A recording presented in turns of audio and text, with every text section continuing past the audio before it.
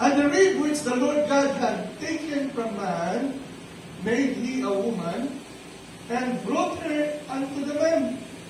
Kaya ang babae na kinasal, may naghahatid doon sa ikakasal na lalaki. So ito po ang unang kasalan. Saan ang pangalawang kasalan? Doon sa Cana, sa Galilee. That was the first miracle of the Lord. Yun ang unang himala na ginawa ng Panginoon Hesus. Naubusan sila ng wine, yung tubig doon, na angin na tapayan, bigla naging grape juice. At masayang-masaya ang lahat sa kasal na yun. Basahin natin ang pangalawang kasalan.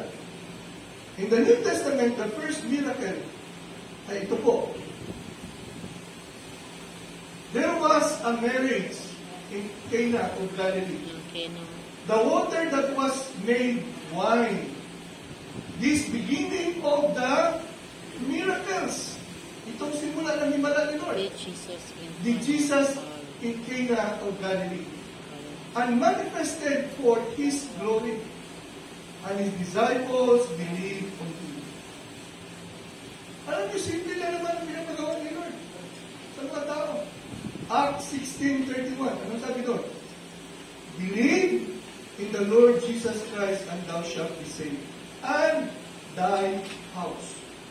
If you believe, then you start repenting of your sin.